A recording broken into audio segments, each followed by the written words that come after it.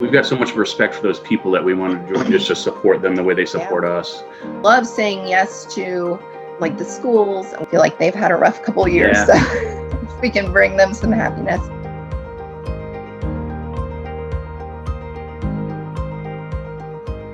All right, welcome to another episode of Dream Achievers Podcast with the Mountain Money Man. This is Andy Young, and I'm joined today by Jill and Matt with Ferguson Family Provisions. Guys, thanks so much for joining us today. So the little yellow trailer, we're going to hear the story today. Yeah. And those of you guys that are in the know, you know exactly what I'm talking about. You're driving down the road, you see the little yellow trailer, you know you're in for a treat.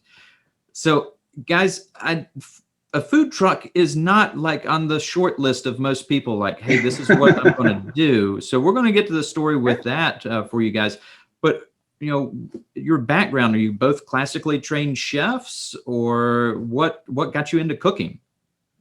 I wouldn't say classically trained. We're trained. I don't know how classical it has been. In the school of life and large scale restaurants. We both were GMs for 20 plus years. You know, and we ran other people's businesses, and we both worked for corporations and ran multiple restaurants for them. Mm-hmm. And I think we've got 40 years combined experience. So wow, I know for me, and we do love to cook. I spent 3.5 years working for Brinker International as a restaurant manager. So it's a hard road, and especially if you start to break down how many hours are you working versus what you're paid. We don't want to think of it. It's a really bad, not to break if you're in the this restaurant down. industry, never do that. It's a really bad cost benefit. Yeah, I would do that once or twice a year just to see what I was actually living life like. Yeah, it was the time that I checked that out and I said, oh my goodness, the cocktail waitress is making more per hour than me. Yeah, it's just best not to do that. I mean, it was a great... we liked the corporations we worked for. But we did, and we loved our staff, and we loved our guests. Getting a paycheck every week.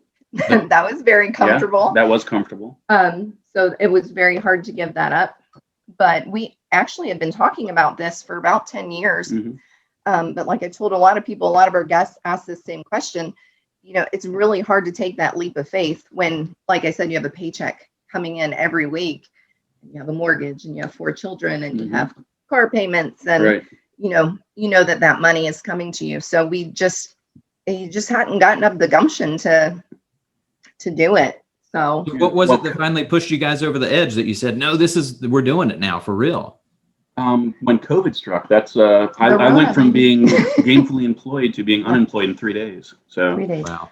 Yeah, my restaurant immediately shut down, I guess right around the 17th or 18th of... It was 3 days into the and this was a high volume, busy restaurant, but it went immediately black. And neither of us had experience being unemployed probably since we were 15 maybe, 15 I don't know. years old. So we'd always had jobs.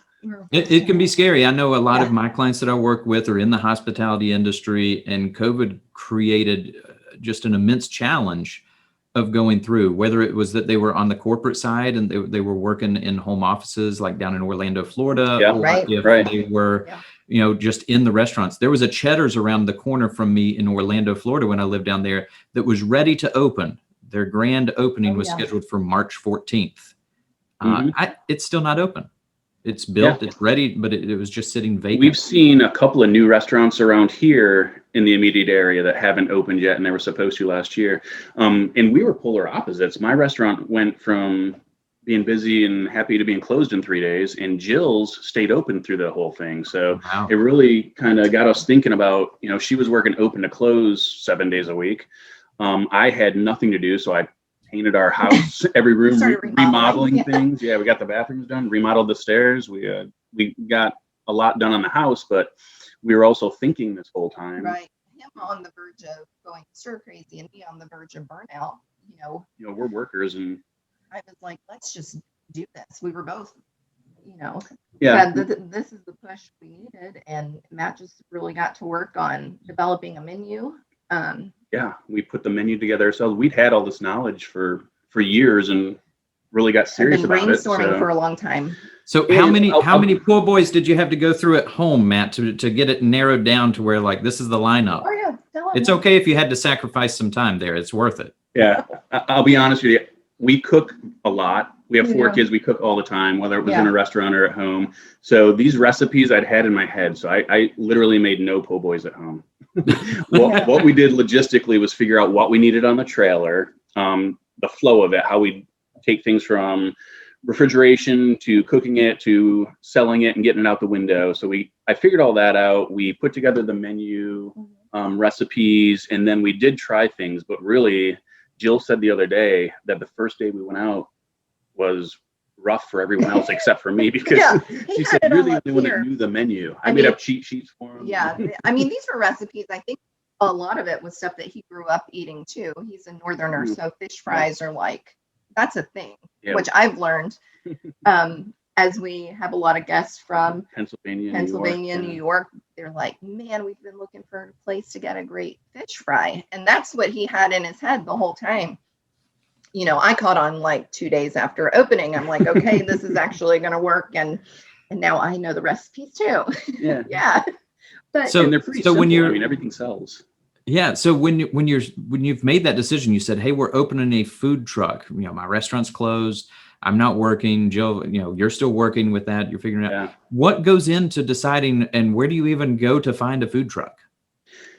Oh, Facebook, like everything else. Actually, Facebook Messenger, actually. Yeah. We met a really nice guy, Stefanos Papathanos. Yeah. Down in Triad, North Carolina, right outside of Greensboro. And he builds beautiful trailers, and most of them come fully loaded, and he was just a wealth of knowledge. And so we went down there and did some trailer shopping and found one that was in our budget. And as far as starting a business, I think it was, you know, you can go brick and mortar, but we were looking for lower overhead and something that we could own outright. So we found this trailer down there, and you know, Stefanos, the guy that built it, was very helpful, extremely nice. We're still friends with him, and it had most of what we needed on it. We've added a few pieces of equipment, extra fryers, a couple of steam tables, things like that. But it was almost fully loaded as was, so, and brand new. The only thing we weren't sure about was the color. Right. I want it blue or black. Yeah. I want it exactly the opposite of what we got, but it stands out. People remember it now. So you immediately know, like, there's no question about it. It's you. We do have a lot of people ask us if we're the waffle people, and we'll say that. Waffle Mania's got a yellow trailer. Yeah, they do. They do. You're right. Waffles. I don't have any. Yeah, you might have to do a collaboration sometime of like, you know, fish waffles. I don't know. No, people do. It works for chicken. Why not chicken fish? And waffles? Yeah. So you opened up. It was kind of the throes of COVID. You made this transition. What were some of those challenges? It doesn't have to be because of COVID. It could just be the fact that it's a new business that you guys had initially upon opening. Well, some of the challenges that we face, there's been lots of them, nothing we couldn't overcome, but we've actually just learned a lot. And I think that COVID made us dive into this and take the leap. We did have a good plan in place to begin with, and we've stuck to it. We're still very friendly people. We put our guests first. We want people to be happy. We want to have consistent food. So those are all things we could handle. The things we have thrown at us were trying to find. Jill's great at the marketing piece. She finds good venues to go to, makes great connections with people. So she handles all that, all the Facebook messaging, Instagram. I have learned a lot about fixing things on a trailer. You know, with a restaurant, you've always got repair guys you can call, and with a trailer, I found that nobody really works on those. So I figured out, luckily, we've got a great neighbor that's very handy, and he's a contractor. So he's talked to me through a lot of things, helped me with a lot of things. And, you know, even this winter, it gets so cold, the water line froze on it and burnt the water pump out. So, you know, just things you don't see coming because you're not used to having a trailer. You know, we've had the hood vents, the hood system burn out on it from the heat and too low voltage. So we've had to figure that out as well. I think we have it figured out finally. It's been working for a while now, so I think we got it finally figured out. But I think it's been a learning curve. We went from running huge restaurants, full service restaurants, and now we have an entire kitchen in a 14-foot trailer. 96 square feet. I mean, the whole shebang, just crammed in there. 7 by 14. And then we have to be in there as well. And we get along great, which is wonderful. We've always been best friends as well as Mhm. married. So being together on the trailer, we get bored sometimes. We get really bored. we ask each other sometimes. trivia questions and take Trivial Pursuit with us. But things keep getting busier and busier. And for this time of year, we're staying pretty busy right now. So I think Yeah. it's good things that come in the spring and summer. Yeah, I think downtime is probably going to be a thing in the past. We almost have to schedule a day off. Yeah. Yeah, that's part of it. With being a small business owner, you're always on. You're trying to either figure out how do you grow your brand. It sounds like, Jill, that you're finding the locations. You guys have an amazing partnership with Bedford. They showed you guys some love. I saw the other day with that. Yeah. Such nice people. Everywhere we go. I mean, every time we talk vaguely about settling somewhere, I'm actually a little emotional about it. I don't think we can. I mean, we love our guests so much in Lynchburg, Bedford, Botetourt, and we have such strong connections with all of those communities. I don't know how we could ever give one up. Like, we just. Yes. People ask, if we're looking for a brick and mortar, and maybe down the road, but not your typical brick and mortar. But honestly, I don't know where we would put it, because we look forward to. Very torn. Yeah, we don't try to wear out locations. So we're in Troutdale or Daleville once a week. We're in Bedford once a week, Forest or Lynchburg once a week. And, that way people are still wanting to see us. We're not there every day. And we actually look forward to going to these venues just to see people. Yeah, to see the people that have come out and support us really since day one. And we just have incredible guests. And we're getting more. It's a good mix. We get, I look for a 60-40 split as far as 60% new people, 40% return guests. And I think that's a good mix, because you constantly have new people coming in.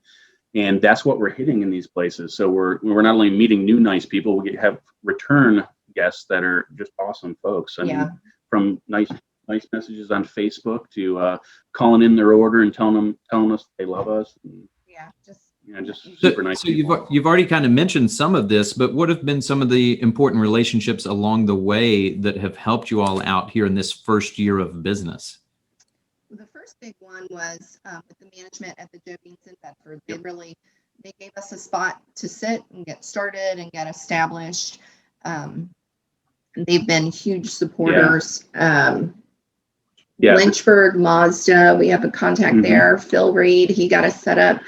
Yep. Ace Hardware has been great. In Troutdale, we've got Brent Witt, Steve Hartman in Daleville. None of these places charge us anything. They just want us there because they like our food and like us as people, which is, that says a lot. That means a lot to us. And there's so many people like Nicole Johnson, Diane Herb, and Lynn Scott. All these Lynn people, Scott, they she's just amazing. do just an awesome job of supporting small businesses. I mean, you just don't realize how important that is until you're the one with the small business. Yeah. And then when people are constantly putting your name out there. Bedford's been amazing. Showing you support. It just. We not only reside in Bedford County, but we both have worked in Bedford, and that's where we started. This was in Bedford, and the community itself, Nicole Johnson, Diane Herb, Lynn Scott, all three of them have been amazing as far as helping us out and promoting us. They've been our biggest fans. I can't thank them enough. It's a wonderful town. That's we always enjoy. I know they're supposed to be bringing the horse carriage rides back as far as kind of a special treat, with just continuing to do more there in town. And as a member of the Central Virginia Business Coalition, just seeing the joy that they bring with all of the events is always fun. And I love they do an awesome job. we joined too. We joined.